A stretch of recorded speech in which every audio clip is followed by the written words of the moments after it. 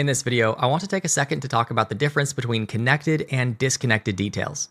Here I have a free model from Polyhaven as an example. This table is comprised of a bunch of different objects. The main body of the table is an object, each of the drawers are an object, and the door to the cabinet part is also its own separate object. Now, whether these parts should all be separate or combined into one single object really depends on what you intend to do with this.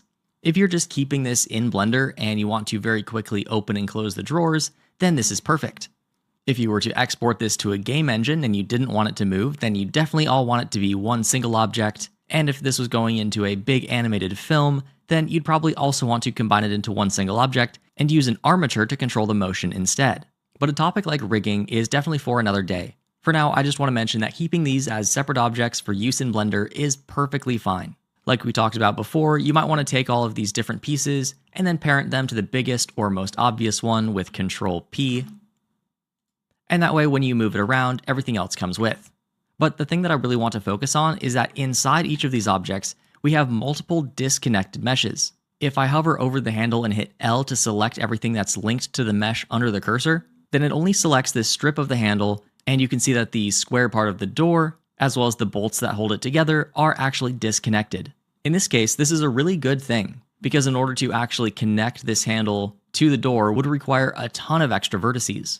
To actually cut this shape into the big overall face, and then cut all of these vertices into this face, not only does it really quickly become complicated, but then we can't easily move all of the individual pieces. So keeping this as a few disconnected meshes is actually a lot more efficient to work with as well. There used to be this idea in earlier days of computer graphics that every model should be one solid watertight manifold mesh. But the hardware and software restrictions that made that a good idea back then are no longer around, and so it's generally no problem at all to place details directly on top of each other. Let's look at a couple other examples. Here I have a treasure chest that is also by Polyhaven. In this one, they have these pretty intricate ornamental details that surround the trim. If I hit Tab to go into edit mode, you can see that they're also disconnected meshes. This makes these details much easier to create and work with. It also significantly reduces the overall poly count.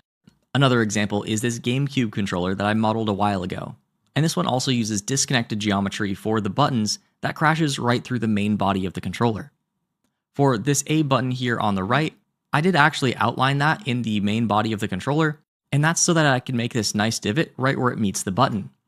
But I didn't do that for the smaller buttons because, for one, I knew I was going to be viewing this from farther away, and it would take quite a bit of time, but also because making all of those cuts necessary to do that would make it a lot more difficult to get a nice rounded shape on the outside edges. It's possible, but it would have taken me twice as long to model, and using that same time, I was able to detail other parts of the scene that were more important. So I've connected all of the pieces that are obviously one chunk, like the side of the handles and the main flat part of the controller. And that transition was a little tricky, but I think it was super worth it to spend the time to make it look like one solid piece. For the buttons and the joysticks though, the amount of extra geometry that I'd have to add would overcomplicate the rest of the model so much and make it so much more difficult to get a good, smooth result that I just didn't think it was worth it. Now, what you need to combine or not heavily depends on what the target use case is for your model. For example, if it's a video game, then you might want to combine things a bit more. Here's our Orbot model that was modeled by fellow instructor Kent Trammell.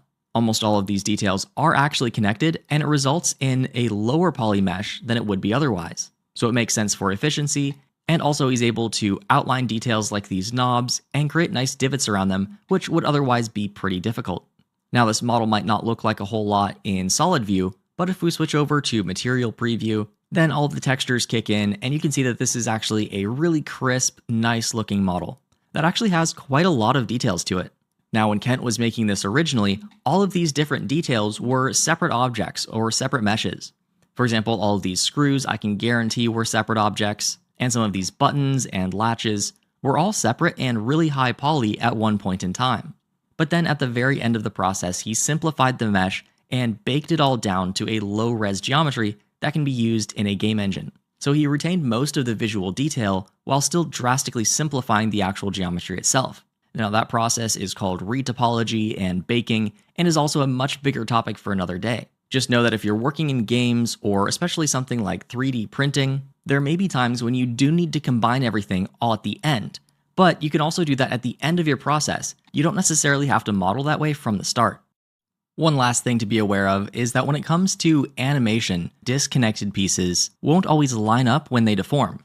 For example, here we have our Melvin model, which was created by Kent and Wayne, and most everything is one solid mesh except for the eyes and the teeth. When I move the controls for the teeth, then everything follows along quite well, but you can see that it doesn't stick exactly on the mesh. Now in this case, this works out quite well, so I can place the tooth wherever I want, and I can create poses that are kind of cheating, and I can do the same thing with the eyes. But since they're not one single connected mesh, they're not going to follow the geometry of the body exactly. Sometimes this is good, and sometimes it's not.